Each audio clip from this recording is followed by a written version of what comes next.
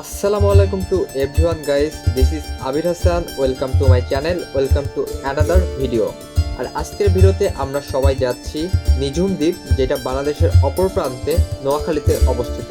আর guys, এইবারের ভ্রমণটা সম্পূর্ণ আলাদা হতে চলেছে, কারণ আমি প্রত্যেকবার হয় সোলো জার্নি করি, না হয় এক দুজন মিলে জার্নি করি, বাট এইবার একটা বড় গ্রুপ, 10 জনের একটা গ্রুপ নিয়ে আমরা জার্নি করতে যাচ্ছি। আর আমি চেষ্টা করব এই নিঝুম দ্বীপের ভ্রমণে নিঝুম দ্বীপের A to Z তুলে ধরার। তো এই ভিডিওটা অবশ্যই বড় হবে, আর যেন আপনাদের কোনো অসুবিধা না হয় সেই খাতিরে আমি এটাকে দুইটা পার্ট হিসেবে তৈরি করব।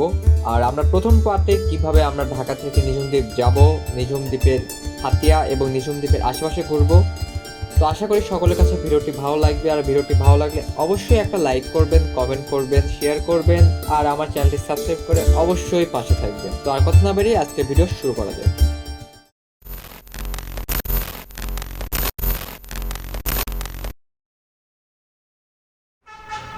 Hey, what is up guys? So finally আজকে আর একটা লং ট্রাভেলিংয়ে যাচ্ছি। আর আজকের এই জার্নিটার মাধ্যমে আমার একটা ড্রিম পূরণ হচ্ছে এই কারণে নয় যে আজকে আমি নিঝুম দ্বীপে যাচ্ছি। আমার ড্রিম পূরণ হচ্ছে কজ আমার অনেক আগে থেকে একটা ইচ্ছে ছিল যে কোনো ট্রাভেলিং বা জার্নির মধ্যে তাঁবু করে থাকা, আর সেটা আবার সম্ভব হচ্ছে একটা দ্বীপের মাঝখানে। নিঝুম দ্বীপটা নোয়াখালীতে অবস্থিত। এই দ্বীপের মধ্যে যাব, আর রাতে অবভিয়াসলি তাঁবু করে থাকবো, সাথে বারবিকিউ আর ক্যাম্পফায়ার তো আছেই। সো বুঝতেই পারতেছেন জার্নিটা সম্পূর্ণ ইন্টারেস্টিং হচ্ছে। আর এবারে জার্নিটা হচ্ছে ডিফারেন্ট কাইন্ড অফ, কজ আমি একটা এজেন্সির সাথে যাচ্ছি। অনেকে আজ করে যে এজেন্সির সাথে গেলে কেমন হয় ভাইয়া, তাদের সাথে যাওয়াটা কি ঠিক, বা কেমন বাধা থাকে, নিয়মকানুন কেমন হয়। তো এই ভিডিওটা সচরাচর আদার ভিডিওগুলোর চেয়ে অনেক বেশি লং হবে। তো আমি ভেবেছি অনেকে লং ভিডিও দেখতে পছন্দ করে না, আমি এই কারণে এই ভিডিওটা হয়তো বা 2 থেকে 3টা পার্টে বের করব। কারণ আমি এই ভিডিওতে চেষ্টা করব নিঝুম দ্বীপে কোথায় থাকবেন, খাবেন, A to Z তো অবভিয়াসলি ফার্স্টে ডিটেলস দিবই। তার পাশাপাশি একটা এজেন্সির সাথে ট্রাভেলিং করলে কেমন হতে পারে, খারাপ দিক ভালো দিক সব আমি আপনাদের সাথে শেয়ার করার চেষ্টা করব। অ্যান্ড ফাইনালি আমার পার্সোনাল সকল অপিনিয়নও আপনাদের সাথে শেয়ার করব। এই কারণে এই ভিডিওটা অবভিয়াসলি বড় হবে আদার ভিডিওগুলো হচ্ছে, আর 2-3টা পার্ট হয়তো বা বের করবো। সো বেসিক্যালি এখন রাজশাহীতে আছি, আর রাজশাহী থেকে আমি ফার্স্টে ঢাকাতে যাব। আমার অলরেডি টিকিট কাটাও আছে একটা ট্রেনের। আর দেন ঢাকা থেকে নেক্সট 4-5টা দিন আমি ফুল জার্নির উপর থাকবো। তো আশা করি ভিডিওটা ভালো লাগবে, আমার সাথে শেষ পর্যন্ত থাকবেন। Stay with me to the very end, and just like always let's begin the journey. তো বেসিক্যালি সকলের তুলনায় আমার জার্নিটা ছিল একটু বেশি, আর বেশি একটু অ্যাডভেঞ্চার। কারণটা সবাই ঢাকা থেকে মূলত নিঝুম দ্বীপে যায়, আর আমি ডিরেক্ট রাজশাহী থেকে ঢাকাতে যেয়ে তারপর নিঝুম দ্বীপের উদ্দেশ্যে রওনা হয়েছিলাম। তো বেসিক্যালি গাইজ, ঢাকা থেকে নিঝুম দ্বীপে যেতে আপনারা বিভিন্ন রকমের লঞ্চ পেয়ে যাবেন। ঢাকা সদরঘাট থেকে আপনাদের ডেকে ভাড়া পড়বে জনপ্রতি 300 থেকে 350 টাকা, আর কেবিন নিলে সেক্ষেত্রে ভাড়া পড়বে 1000 টাকা বা 900 টাকা। ঢাকা থেকে হাতিয়ার দিকে লঞ্চগুলো বিকাল 5:30 থেকে 6:30টার মধ্যে ছেড়ে যায়। এই ক্ষেত্রে এমভি তাসরিফ সহ আপনারা আরও বিভিন্ন রকমের লঞ্চ পেয়ে যাবেন। তো আমরা গিয়েছিলাম এমভি তাসরিফ 2-এ। তো গাইস, লঞ্চের ব্যাপারে কিছু স্পেশাল কথা বলি, সেটা হচ্ছে আপনারা বুঝতেই পারতেছেন লঞ্চের খাবারের দাম সবসময় বেশি হয়। তো আপনারা যেটি খাবেন অবশ্যই দামটা জেনে নেবেন, কজ লঞ্চের খাবারের সকল কিছুর দাম একটু বেশি। আমরা লঞ্চ, আর তার মধ্যে আমার কাছে রাতের ডিনার লঞ্চে একদমই পছন্দ হয়নি, কারণ খাবারগুলো ছিল সম্পূর্ণই বাসি। আর যারা ডেকে যাওয়ার চিন্তা ভাবনা করতেছেন অবশ্যই শীতের জামা কাপড় নেবেন, সাথে চাদরও নিতে হবে, না হলে রাতের বেলা একটা বড় ঠান্ডার সম্মুখীন হতে হবে। আমাদের লঞ্চ ঢাকা সদরঘাট থেকে ছাড়ে সন্ধ্যা 6:30টার দিকে, আর আমাদের হাতিয়া পৌঁছাতে সময় লেগে যায় প্রায় 5টা ভোর।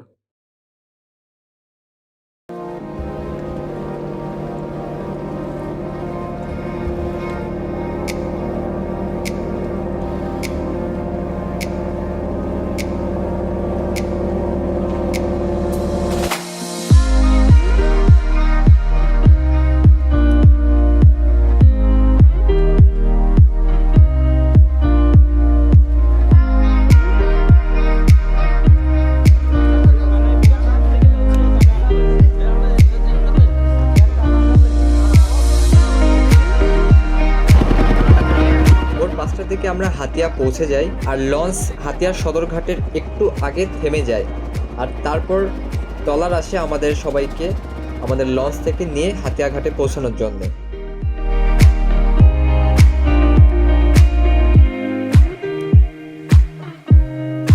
লঞ্চ থেকে নেমে ট্রলারে উঠে যখন মেঘনা নদীর বুক দিয়ে যাচ্ছিলাম আর দূরে হাতিয়া দেখা যাচ্ছিল, তখনই আমি বুঝতে পেরেছিলাম এ হয়তো অন্য কোনো জগতে চলে এসেছি। সৌন্দর্যর প্রকৃতি খেলা এখানে অলরেডি সবার সামনে ভেসে উঠে শুরু করেছে।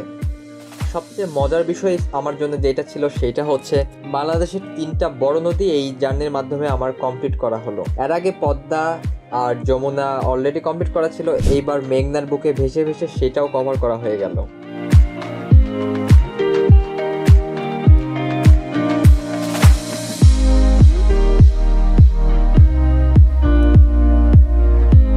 ভোরবেলা হাতিয়াতে নেমে আমি হাতিয়ার সৌন্দর্য দেখে এতটা মুগ্ধ হয়ে গেছিলাম, আমি বারবার মনে মনে একটা কথাই ভাবতেছিলাম, হাতিয়ায় যদি এত সুন্দর হয় তাহলে আমাদের আসল উদ্দেশ্য নিঝুম দ্বীপ না জানি কতটা সুন্দর হবে।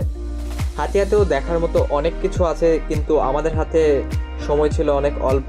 যেহেতু আমরা একটা এজেন্সির সাথে এসেছিলাম, ছুটি ট্যুরিজম, সেটার লিঙ্ক আমার ডেসক্রিপশনে দেওয়া থাকবে, আপনারা চাইলে তাদের সাথে কন্ট্যাক্ট করতে পারেন নেক্সট কোনো ট্যুর প্ল্যানের জন্য। হাতিয়াতে নেমে আপনারা সিএনজি বা বাইক অনেক কিছুই পাবেন, আপনারা এগুলোর মাধ্যমে রিজার্ভ করে হাতিয়াটা ঘুরে দেখতে পারেন। হাতিয়ার মূল আকর্ষণ হচ্ছে কমলার চর। আর আরেকটা মজার বিষয় ঘটেছিল, সেটা হচ্ছে হাতিয়াতে নামার পরে আকাশ থেকে একটা ধূমকেতু যাচ্ছিল, সেটা আমাদের চোখে পড়ে যায়। আর আনফর্চুনেটলি আমি ক্যামেরাতেও সেটা ক্যাপচার করতে সক্ষম হয়েছিলাম।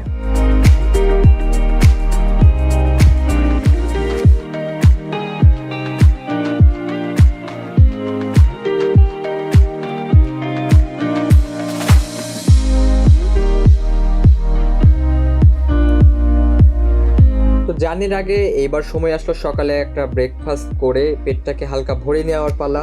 সকালে হাতিয়াতেই একটা হোটেলে ডিম, ডাল আর সবজি দিয়ে পরোটা, তেল ছাড়া পরোটা খেয়ে আমরা সকালের নাস্তাটা কমপ্লিট করলাম। সো গাইস, এই তো এখন হাতিয়াতে আছি। ব্রেকফাস্টের পরে 1 ঘন্টার জন্য সবাই ব্রেক পাইছে, তো যে যার মতো ঘুরতেছে। আমরা এখানে 5 জনের মতো একটা দল হয়ে ঘুরতেছি, একটু ফটোশ্যুট করতেছি। আমাদের আরও কিছু টিম মেম্বার আসবে, ওরা আসলে আবার একসাথে হব। দেন আমরা একটা ট্রলার ভাড়া করতেছি, ওইটাতে করে আবার যাব।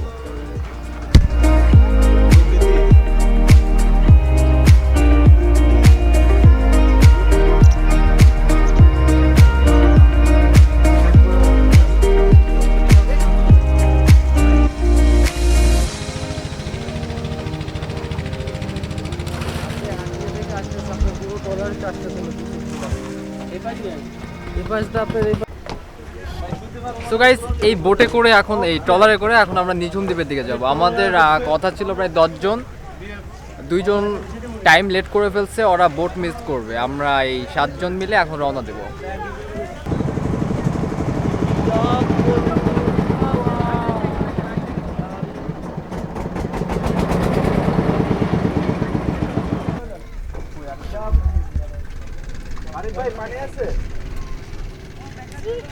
সো গাইস, ফাইনালি অনেকক্ষণ লেটের পরে এখন ট্রলার ছাড়বে আমাদের, আর নিঝুম দিকে দিকে এখন রওনা হচ্ছে।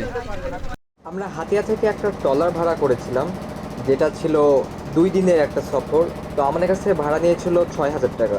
আমাদেরকে হাতিয়া থেকে নিঝুম দ্বীপ নিয়ে যাবে, নিঝুম দ্বীপের আশেপাশে সব কিছু দেখায়, আবার নিঝুম দ্বীপ থেকে আমাদেরকে হাতিয়াতে ফিরিয়ে আনবে। এখানে আপনারা স্পিড বোটও পেয়ে যাবেন, অবশ্যই সেই ক্ষেত্রে বাজেট অনেক বেশি পড়বে। স্পিড বোটের সচরাচর ভাড়া অনেক হাই হয়ে থাকে। আর আমরা ছিলাম 10 জন, যেহেতু একটা এজেন্সির মাধ্যমে এসেছি, আমাদের সব কিছু বাজেট আর টাইম টেবল মেনটেন করে চলতে হচ্ছিল, তাই আমাদের জন্য ট্রলারটা ছিল পারফেক্ট চয়েস। তারপর ঘন্টা 1.5 হাতিয়ার সৌন্দর্যগুলো উপভোগ করার পরে আমরা আমাদের রিজার্ভ করা ট্রলারে করে মেঘনা নদীর বুক ধরে নিঝুম দ্বীপের দিকে রওনা হয়ে পড়লাম। তো গাইস, এটা ছিল দুপুরবেলা, আর যেহেতু আমরা পানির উপর দিয়ে ট্রলারে করে যাচ্ছি, সূর্যটা পুরাই আমাদের মাথার উপর ছিল, রোদটাও ছিল খুব বেশি করা। রাতের বেলা কিন্তু ঠান্ডা পড়বে, কিন্তু দুপুরবেলা খুব গরম। তো গাইস, ট্রলারে করে যাচ্ছি আর চারপাশে দেখতেছি, একটা জিনিস খুব খারাপ লাগতেছিল, সেটা হচ্ছে চারপাশের চরগুলো ভেঙে ভেঙে যেতে যেতে একদম ছোট হয়ে গেছে। আপনারা ভিডিওতে অলরেডি দেখতেই পাচ্ছেন সবগুলো জায়গায় ভাঙা ভাঙা অবস্থা। এভাবে ভেঙে যেতে থাকলে হয়তো বা একদিন নিঝুম দ্বীপ বিলুপ্ত হয়ে যেতে পারে। ট্রলারে করে নিঝুম দ্বীপে যেতে হাতিয়া থেকে প্রায় 4 ঘন্টার মতো সময় লাগে, কারণ ঢেউটা ছিল আমাদের বিপরীত দিকে, এই কারণে সময়টা বেশি লাগে। তো হালকা কিছু নাস্তাও নিয়েছিলাম, নাস্তাগুলো খেয়ে পানি খেতে যেন পারি। তবে নিঝুম দ্বীপ থেকে আমরা যখন হাতিয়াতে আসবো এর চেয়ে অনেকটাই সময় কম লাগবে, কারণ তখন আমরা ঢেউয়ের সাথে সাথে আরো তাল মিলিয়ে জোরে আসতে পারবো।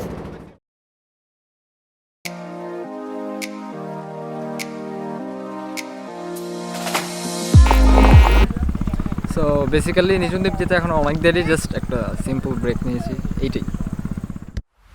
তো আমাদের ট্রলারে সময় লেগেছিল প্রায় 4 ঘন্টার মতো।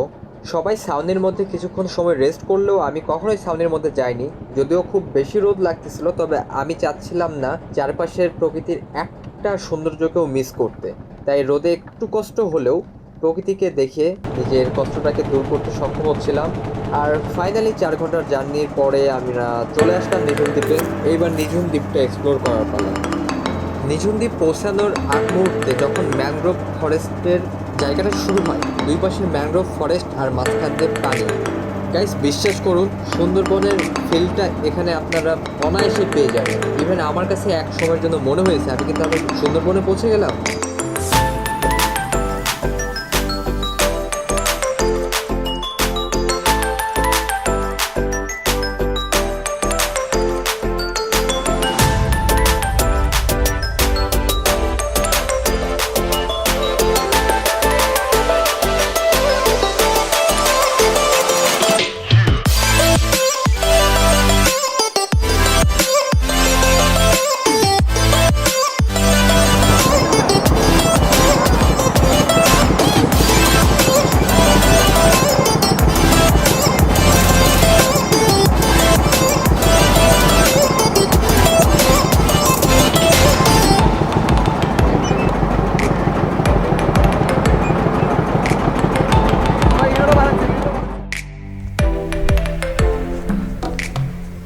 সো গাইস, টোটাল 4 ঘন্টা ট্রলার জার্নির পরে ফাইনালি নিঝুম দ্বীপে আসছি।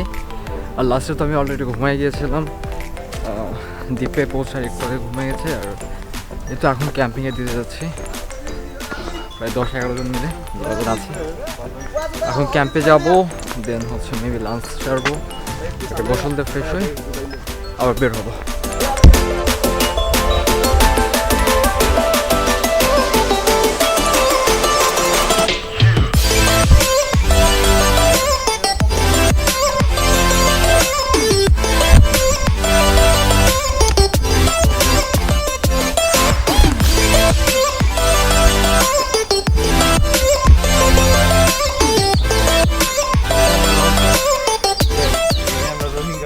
মায়ানমার থেকে পালাইছি, বাংলাদেশে ঢুকতেছি। হ্যাঁ, শুনি একবার কি বললেন? বললাম যে আমার ফ্রেন্ডরে বললাম ক্যামেরা বের করার জন্য যে মায়ানমার থেকে পালাইছি আমরা, এখন বাংলাদেশের দিকে ঘাটতি অবস্থা নিয়ে ঢুকতেছি। রোহিঙ্গা হয়ে গেছে না? হ্যাঁ, এত জার্নি করার পর তো নিজের রোহিঙ্গাই মনে হইতেছে। ঘুমালেন কতক্ষণ? আমি তো লম্বা ঘুম দিছি। আমি তো লাস্টে মনে হয় 1 ঘন্টা ঘুমাইছি।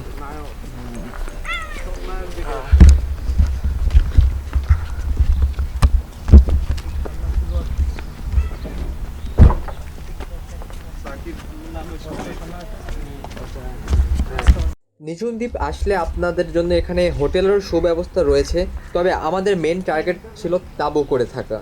আর আমাদের তাঁবু আগে থেকেই বুকিং করা ছিল, কারণ এখানে তাঁবুর বুকিংটা আগে থেকে দিয়ে রাখতে হয়।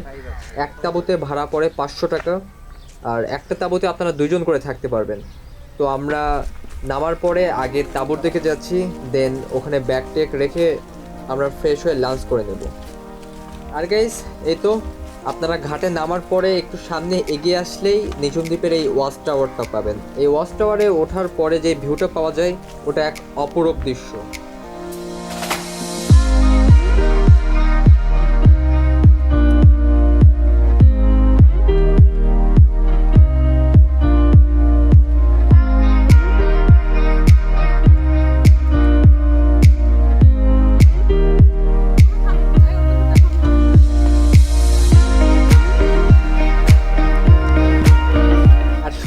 মজার বিষয় ছিল আমরা তাঁবুতে আসার পরেই একটা প্রথমে হরিণ দেখতে পেয়েছিলাম। আমার দীর্ঘ সময়ের একটা স্বপ্ন আজ পূরণ হতে যাচ্ছে। এর চেয়ে আনন্দময় মুহূর্ত আর কি হতে পারে আমার জন্য বা একজন ট্রাভেলারের জন্য। চারপাশে জঙ্গল, একটা দ্বীপ, তার মাঝখানে আমরা তাঁবু করে থাকবো সারাটা রাত।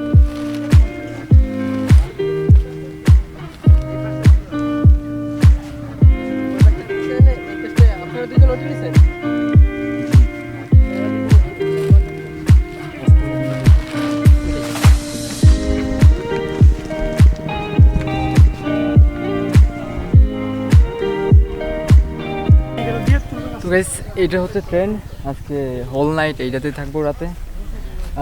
এই যে এটার ভিতরে এরকম, আর দেখি রাতের অপেক্ষায় আছি। ইনশাআল্লাহ ইন্টারেস্টিং হতে যাচ্ছে, আশা করা যায়।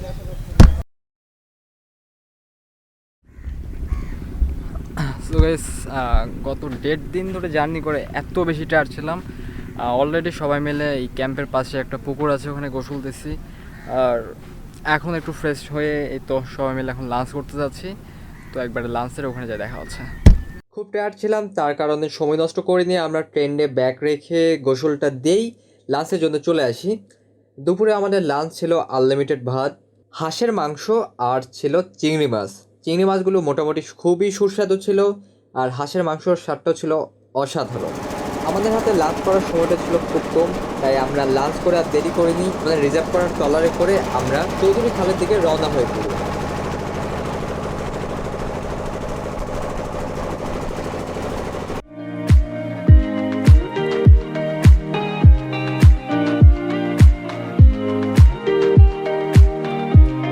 তো গাইস চৌধুরী খালে এসে আমাদের ট্রলারটা একটু সাইডে নামলো, আমাদেরকে পানিতে হালকা নামতে হবে। তো সবাই আমরা ট্রলারে যে যার জুতা ব্যাগ রেখেই খালি পায়ে নেমে পড়লাম।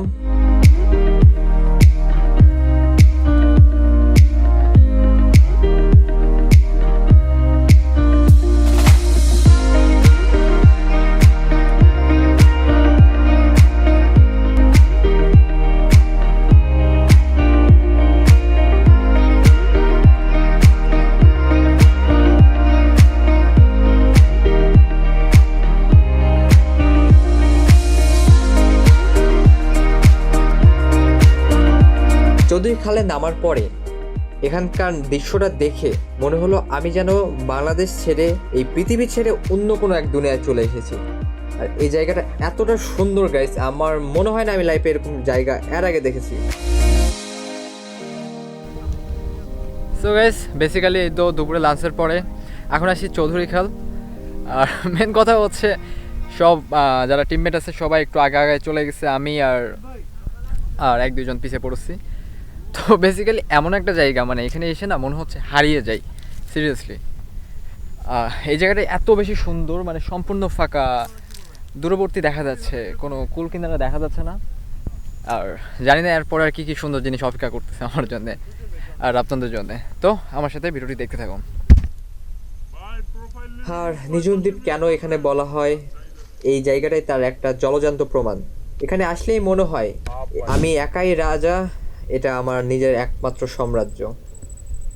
বেসিক্যালি এটা এমন একটা জায়গা মনে হয় যে ঘন্টার পর ঘন্টা কেন, দিনের পর দিন, মাসের পর মাস এখানে শুধুমাত্র তাকিয়ে থেকে কাটিয়ে দেওয়া সম্ভব। তো চৌধুরী বিলটা দেখবো, আর তার পাশে ম্যানগ্রোভ ফরেস্টটাও হালকা হালকা দেখার চেষ্টা করব বা এক্সপ্লোরের চেষ্টা করব। সো গাইস এই তো চৌধুরী বিলের মাঝখানে হয় যে এখানে একটা বাড়ির মতো সামথিং বানাইছে, যেটা গোয়াল ঘর অ্যাকচুয়ালি। এখানে এই যে গরু ছাগল এগুলো করে এটা। তো চলুন ওই যে ম্যানগ্রোভ ফরেস্ট দেখা যাচ্ছে এইদিকে, এখন ওইদিকে ঢুকবো। এখান থেকে দেখতে হয়তো বা খুব বেশি দূরে কি মনে হচ্ছে না, বাট এখান থেকে মোটামুটি অনেকটাই দূরে। এখন হেঁটে ওই ম্যানগ্রোভ ফরেস্টের ভিতরের দিকে যাবো।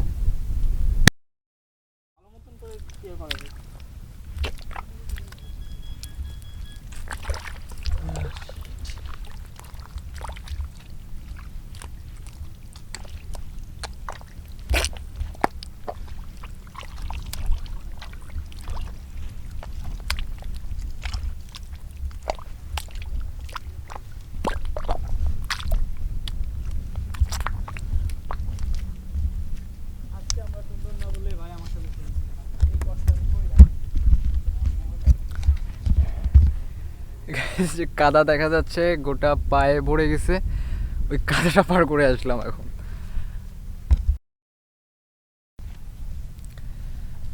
সো গাইস, সবাই অলরেডি সামনের দিকে চলে গেছে, সবাই প্রায় ম্যানগ্রোভ ফরেস্টের কাছাকাছি, একমাত্র আমরা 3 জন লেট পারসন পিছিয়ে পড়ে গেছি। ওরা দুজন বিশেষ করে ফটোশ্যুট করতেছে, লেট হচ্ছে, আর আমি এই ব্লগিংয়ের জন্য একটু শ্যুট নিচ্ছি, এগুলোর কারণে আমরা লেট হয়ে গেছি। আর সবাই যত তাড়াতাড়ি সম্ভব মানে ম্যানগ্রোভ ফরেস্টটাকে কমপ্লিট করার চেষ্টা করতেছে। এবার এই তো সামনে কিছুক্ষণ হেঁটে আমাদেরকে ম্যানগ্রোভ ফরেস্টে যেতে হবে। 00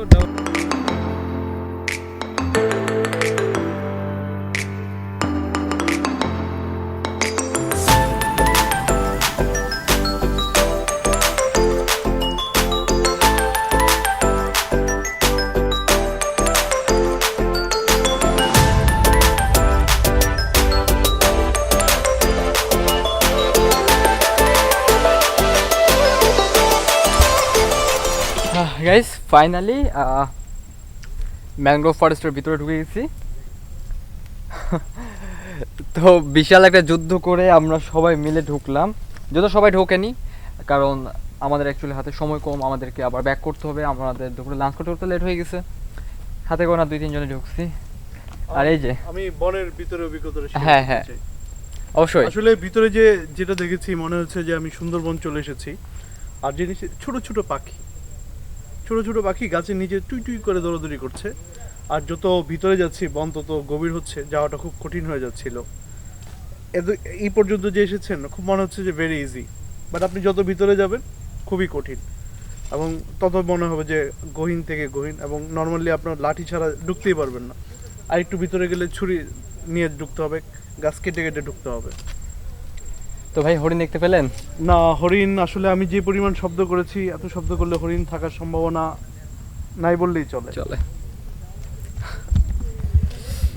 আর সচরাচর এই বনে যখন হরিণ ছাড়া হয়, এটা হিসাব অনুযায়ী 22,000 হরিণ থাকার কথা ছিল এই নিঝুম দ্বীপের, বাট পরিস্থিতির কারণে আর সময়ের সাথে সাথে সব কিছু আজ বিলুপ্তর পথে, হরিণ দেখা যায় না বললেই চলে।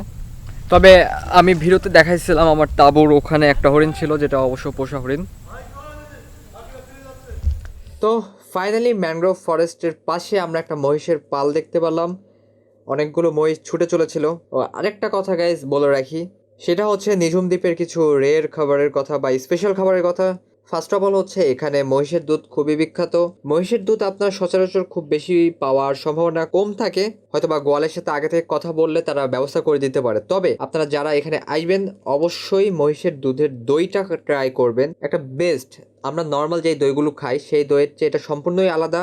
কালারটা যেমন সাদা কালার, ঘন সাদা, তার মধ্যে স্বাদটাও আলাদা। তার মধ্যে এখানকার চিংড়ি মাছ বা সামুদ্রিক মাছগুলো খুব সুন্দর, সাথে এখানে জিলাপিগুলো খুব স্পেশাল, আর মহিষের দুধের ছানার মিষ্টিটাও খুব ভালো ছিল। আপনারা এগুলো অবশ্যই ট্রাই করবেন, সবগুলোই বাজেটের মধ্যেই পেয়ে যাবেন আপনারা। কোমর ভাঙিয়ে না আমার এরকমও আছে, কিন্তু কিছু দুর্ঘটনা ঘটে। হ্যাঁ, মনে কর পিচ ফাইনাল হয়ে গেল। সো গাইস, জঙ্গল তো অনেকক্ষণ দেখলাম, এইবার প্রায় সন্ধ্যা হয়ে যাচ্ছে আর বিচের পাশে এসেছি। জাস্ট অ্যামেজিং, একটা কক্সবাজারের মতো ফিল আছে।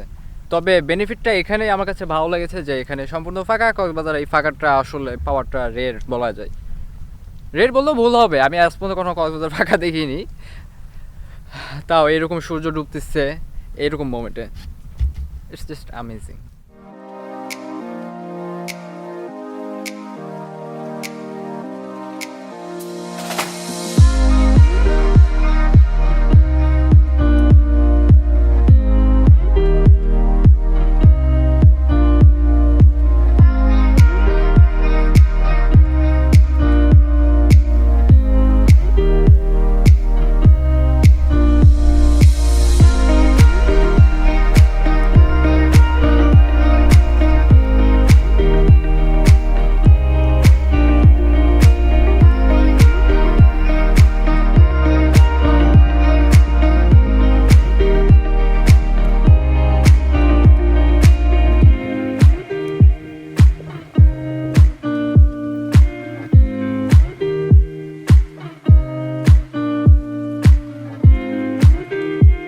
তো গাইস, এই পর্বে আমি চেষ্টা করেছি আপনারা ঢাকা থেকে কিভাবে হাতিয়ে আসতে পারবেন বা হাতিয়াতে কিভাবে নিঝুম দ্বীপ আসতে পারবেন, হাতিয়াতে কি কি ঘোরার মতো আছে সেগুলো বলার চেষ্টা করেছি।